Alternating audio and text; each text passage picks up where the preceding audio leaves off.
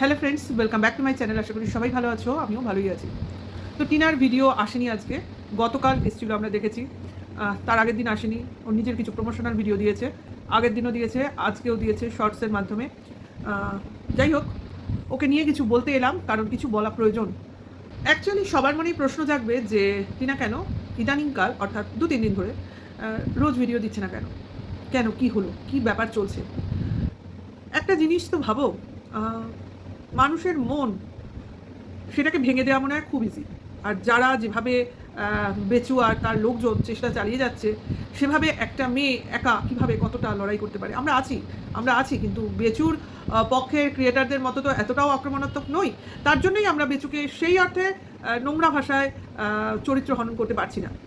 বলছি, যতটা ডিগনিটি রেখে বলা সম্ভব ততটা বলছি। কন্ট্রোভার্সি করতে গেলে ওর ভিডিও দেখতে হয়, সেটাও একটা আমাদের কাছে বিরক্তিকর ব্যাপার। কাজেই যেটা দেখার বা যেটা খোঁজার জন্য আমাদের যেতে হবে, সেটার জন্যও হয়তো দেখতে হবে, সেই জন্য। কিন্তু দেখা যাক কী করি। যতদূর সম্ভব যেভাবে বলা যায় সেটুকুই বলবো। তো এখন বেচুকে নিয়ে কিছু বলবো না, অবশ্য করেই টিনাকে নিয়েই বলবো।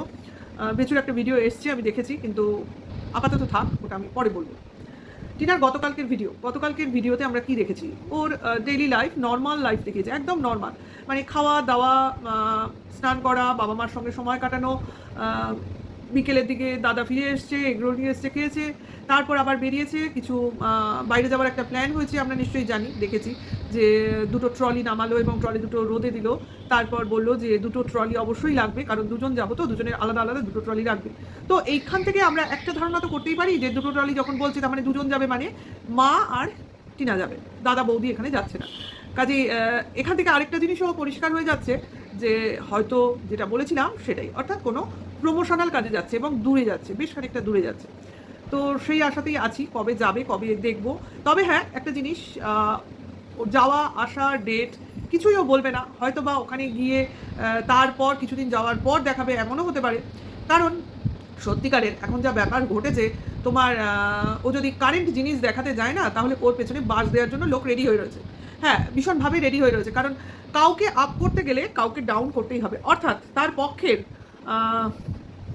বেচুর পক্ষের যারা রয়েছে, তারা অত্যন্ত হিংস্র এবং কুটিল স্বভাবের, এবং তারা বেচুর জন্য এক্সট্রিম লেভেল অবধি যেতে পারে, যা দেখলাম।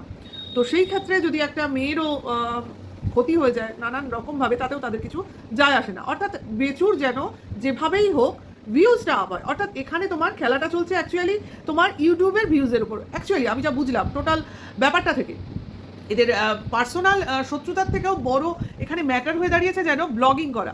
মানে আমার বাড়িতে ব্লগিং হতো, আমার বাড়িতে ব্লগিং করতো, আমার নিজের দিদি ব্লগিং শিখিয়েছিল, কাজেই সবটাই আমার। অথচ নিজের দিদিটা পাতাও দেয় না, সে আমার, মানে ওদের নিজের বলে স্বীকারও করে না, তবু এরা আমার করেই যাবে। মানে পরের জিনিসটা আপন বানাতে এরা খুব ভালো পারে, বেচুর কথা বলছি।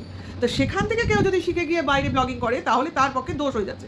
ভাই, ভালো জিনিস তো লোকের কাছ থেকেই শেখে। আমরাও তো কারুকে দেখে ব্লগিং করছি বা চ্যানেল খুলেছি। তা সেক্ষেত্রে যদি কেউ ভাবে কেন আমায় দেখবে, কেন আমার দেখে করবে, কেন, অবশ্য এটা তখনই হবে যখন কিনা আমার ভিউজটা তার ভিউজের থেকে বেশি হবে। এক্স্যাক্টলি টিনার ক্ষেত্রেও তাই হচ্ছে।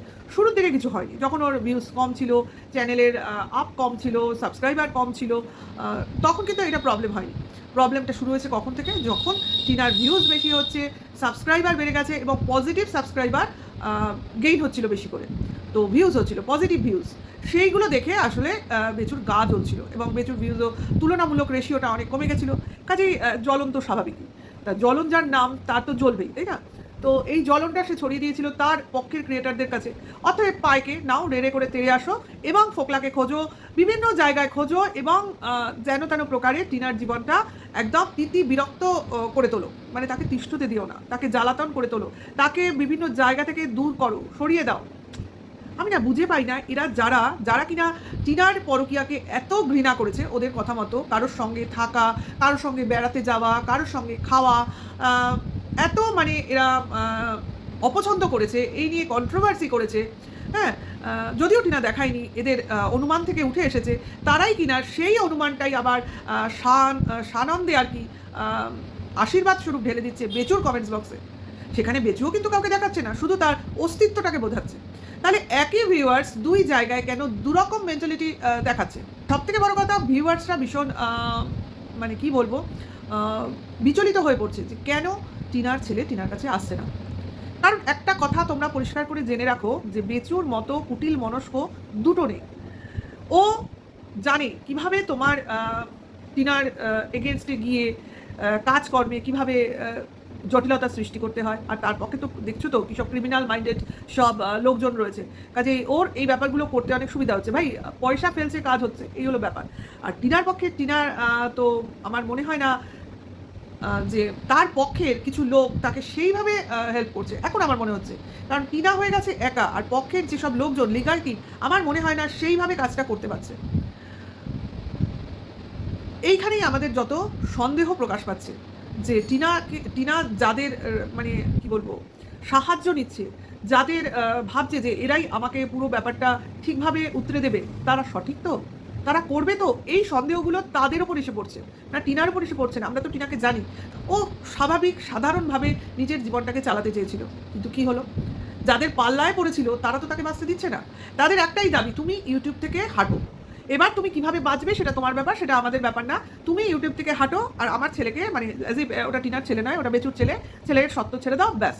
এখন তো আবার জুড়েছে বোধহয় কেস তুলে নাও, একটার পর একটা দাবি ওরাই রেখে যাচ্ছে। শুধু টিনা এই জিনিসের মধ্যে একটা ফেসে রয়েছে, ও কোনোভাবেই কোনো জিনিসটাকে ট্যাকেল করতে পারছে না। নাহলে একটা ছেলে মার কাছে আসা কি এতটাই কঠিন? এতটা কঠিন কিন্তু নয়।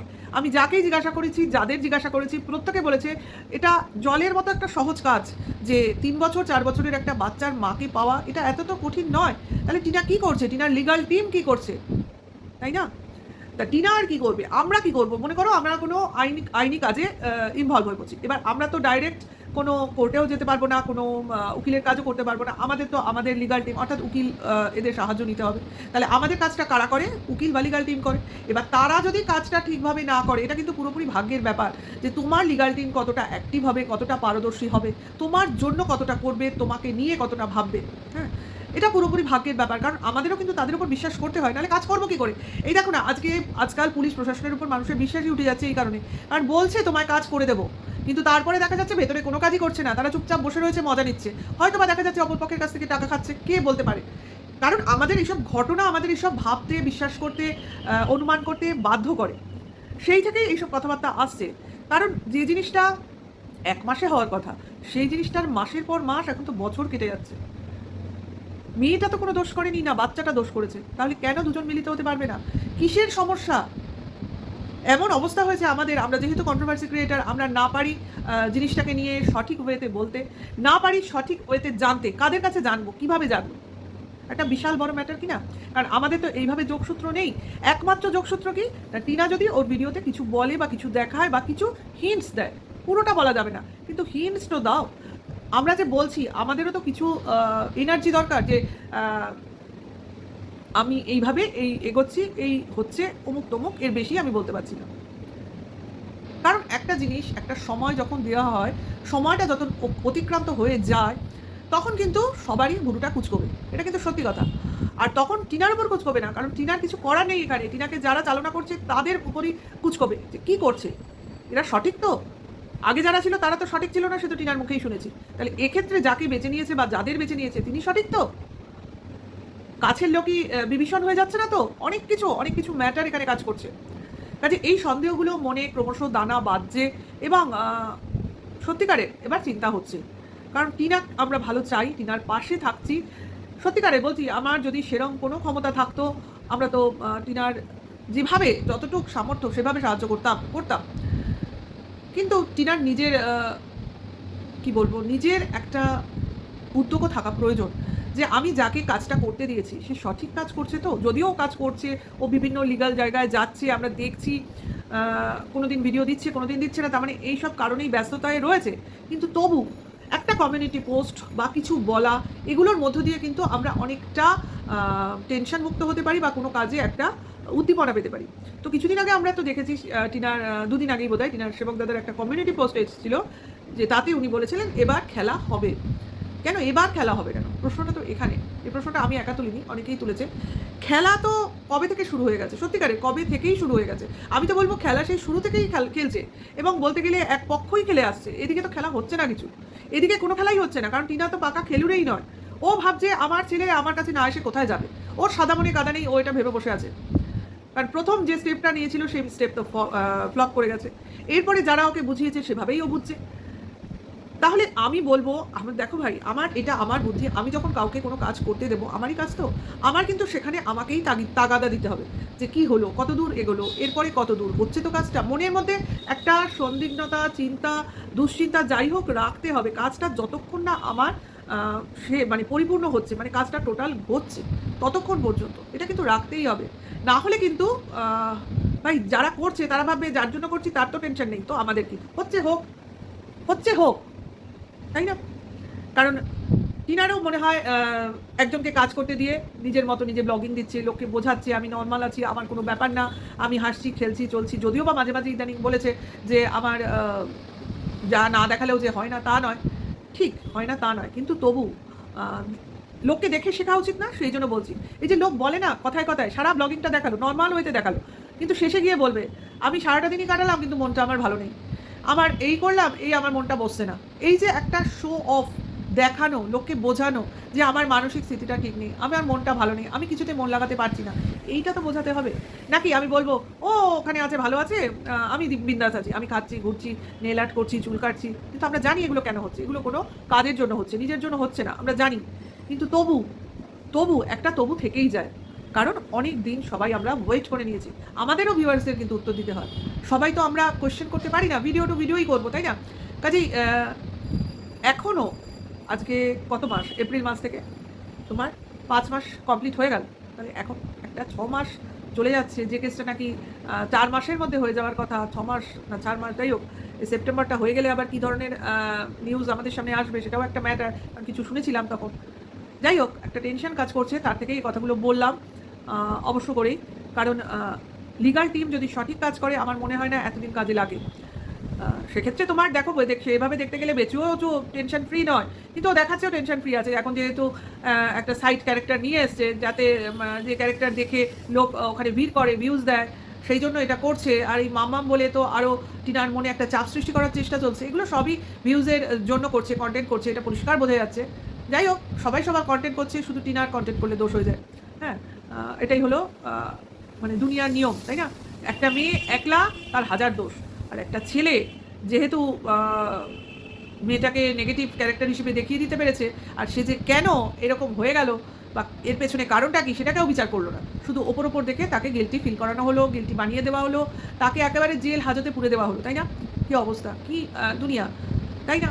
যেমন আমাদের এই যে আজকে এত বড় সরগরম হয়েছে তিলোত্তমার জন্য, এই কেসটি আজকে প্রথম হলো তা তো না, বহু হয়েছে, বহু। এর আগেও অনেক ডাক্তারদের রেপ হয়েছে, নার্সদের রেপ হয়েছে, স্বাস্থ্যকর্মীদের হয়েছে, সাধারণ মানুষদের হয়েছে, ইঞ্জিনিয়ারিং পরে সেই তোমার প্রচুর হয়েছে, প্রচুর। আমরা ভুলিনি সেই নির্ভয়া কাণ্ড, ও তো বোধহয় MBBS পড়ছিল না, যাই হোক, এরকম কিছু হবে, আমার এই মুহূর্তে মনে নেই, সেই 2012 সালের ঘটনা। তো বহু হয়েছে রে, কিন্তু আমরা সেইভাবে কিন্তু হ্যাঁ হয়েছে, আন্দোলন হয়েছে, জায়গা বিশেষে হয়েছে, দিল্লির ঘটনা দিল্লিতে হয়েছে, হায়দ্রাবাদের ঘটনা হায়দ্রাবাদে হয়েছে, হয়তো আমরা একদিন একটা নিউজ হয়েছে কি ঘরে বসে ও মা হায় কী হলো এইসব বলেছি, কিন্তু এই যে আজকে ঘটনাগুলো ঘটলো তাতে যে এই টোটাল বিশ্ব কেঁপে উঠেছে, সে কি একটা ঘটনার জন্য হয়েছে বলে আপনাদের মনে হয়? হয়নি, কিন্তু অনেক সহ্য করতে করতে করতে করতে আজকে এই বিস্ফোরণ ঘটেছে।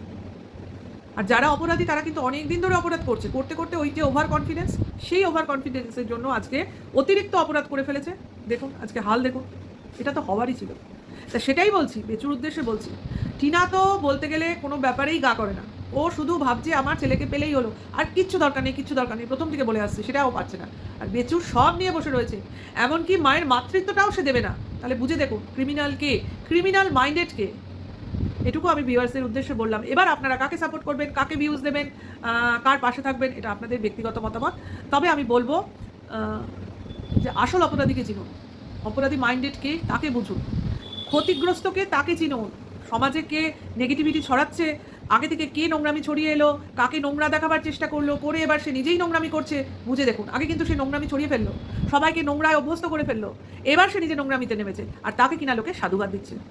কী অবস্থা, কী সোসাইটি, কী আমাদের ভিউয়ার্স, মানে সাবাসী দেওয়া ছাড়া আর কোনো ভাষা পাচ্ছি না। ভিডিওটা এখানেই শেষ করছি, ভালো লাগলে পাশে থাকবেন, লাইক কমেন্টস করবেন, নেক্সট ভিডিও ওয়েট করবেন, টাটা বাই।